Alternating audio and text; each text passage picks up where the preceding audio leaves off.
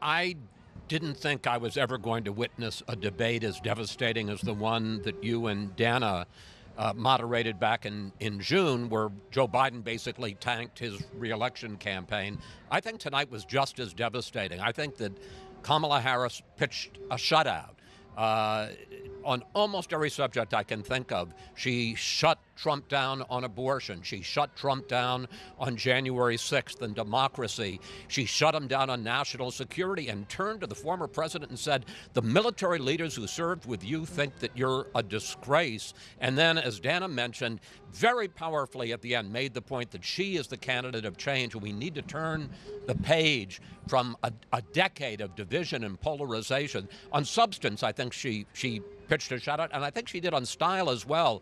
I mean, the image of the debate to me is she's there happy, smiling, expressive, shaking her head and dismay at things Trump was saying.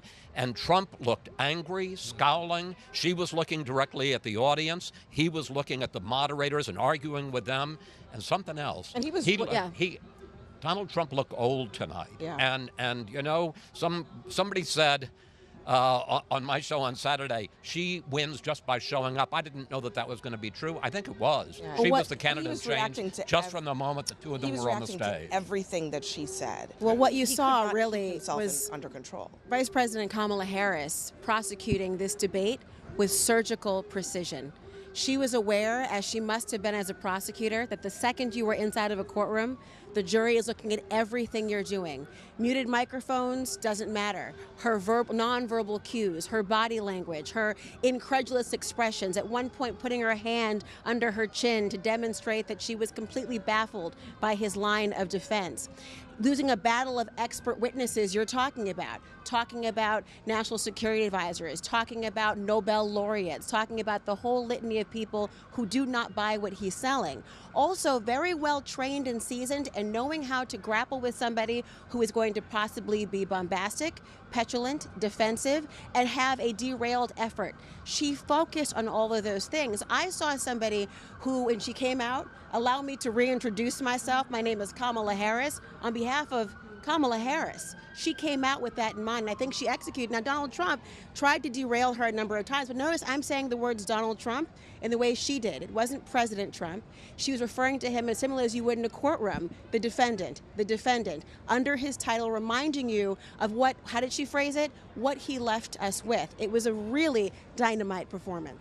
His lack of parrying, his lack of making Kamala Harris and the Biden-Harris record the focus. I mean, if you watched this debate and you didn't know that she was the incumbent vice president, you saw a debate where Donald Trump was really on defense, and he and his record were the subject of the debate, not the incumbent leader. Kamala Harris did tonight what no governor, senator, politician, business person who has run against him in primaries in 2016, and certainly anything he faced in 2020, has figured out what no one else figured out how to do. Certainly Marco Rubio didn't figure it out by going after little hands. He debased himself, as many have.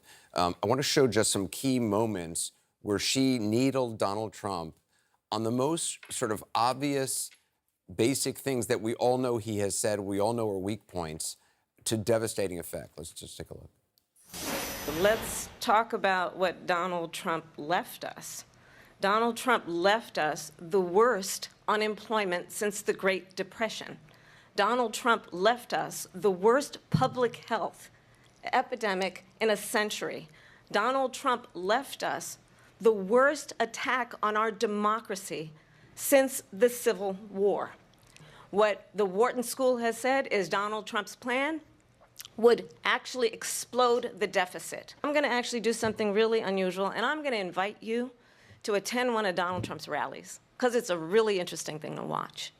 You will see during the course of his rallies, he talks about fictional characters like Hannibal Lecter. He will talk about windmills cause cancer. And what you will also notice is that people start leaving his rallies early out of exhaustion and boredom. And I will tell you, the one thing you will not hear him talk about is you. If you want to really know the inside track on who the former president is, if he didn't make it clear already, just ask people who have worked with him. It was the moment she talked about his crowd size of all things, and people, not even was crowd size, it was people being bored and leaving his rallies early. I don't think he ever recovered from that. He started shouting, and he never stopped. She triggered him there. I think she was uneven at the top. Not a bad answer, first answer in the economy, but not a great answer. She got her footing during the abortion conversation, where she felt more comfortable, and then she triggered him with the people leave your rallies. And he lost it. And he was angry. From that moment on, his voice went up. He started angering. He told a lot of lies. Daniel Dale's going to be up all night. We should start a GoFundMe for his espresso machine. He did. And so what did she do? She triggered him on COVID, January 6th and democracy, abortion, chaos, lies, and his anger. What are those? Those are the issues that turned the American suburbs away from Donald Trump and why he lost the 2020 election. Those are the voters who were waiting to see if she could stand there and be a plausible president next to him. She cleared that bar. That doesn't mean she won their votes, but she cleared that bar with 8 weeks left in the election. She stood next to a former president, and she more than held her own. And on many of the issues, she schooled him. She simply schooled him because she triggered him into his lies and into his anger, which does not sell well with the middle of the electorate that will decide things 8 weeks from tonight. You know, I've been involved in a lot of these. I helped prepare a candidate for these debates, 6 of them. And I've been watching them since I was a little boy. I've scarcely seen one like this, and the degree to which she dominated this. And, you know, part of it was butt kicking, and part of it was kind of someone doing it themselves in. I said earlier, jokingly, that, you know, when they said he's a Muhammad Ali in the debates, that, you know, their fear has to be that he knocks himself out. He kind of helped, but she set him up, as John said. But these things are more than about issues. These things are tests. These campaigns, these debates, they're oral exams for the hardest job on the planet. Sure. And people judge you in these moments, and they judge whether you have the mettle to stand up to that pressure, to be coherent, to deliver a case. And she certainly did that tonight. She whooped him. She just whooped him. And I think that there's been a desire, you know, in good fiction, there's like wish fulfillment. Like, you know, you watch a movie because you want something to happen, like some great romance. People have wanted to see somebody put this bully in his place. And people have watched contender after contender fail to put him in his place. She got up there and she put him in his place. She baited him, and then she spanked him. She baited him, and then she spanked him. And not only did she pass the commander-in-chief's test, he failed it. He failed it. Do you want this guy dealing with a dictator? When he can literally just be, I mean, you could see the punches coming. He couldn't get out of the way.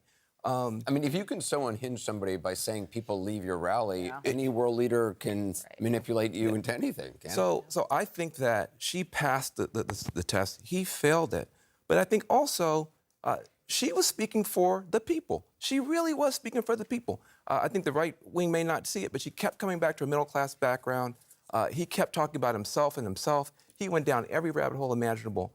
Kamala Harris did something great for every parent in America. She put the bully in his place. Audie? Yeah, I can't add more to what you guys have said using political terms such as butt whooping.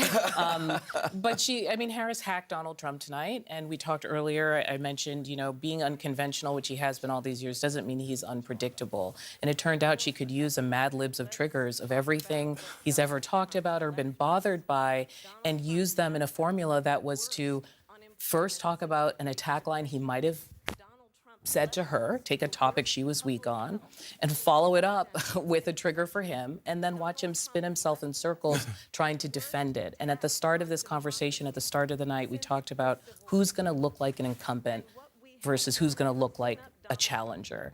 And I think she made herself look like the challenger to a person and really kind of ran through his record.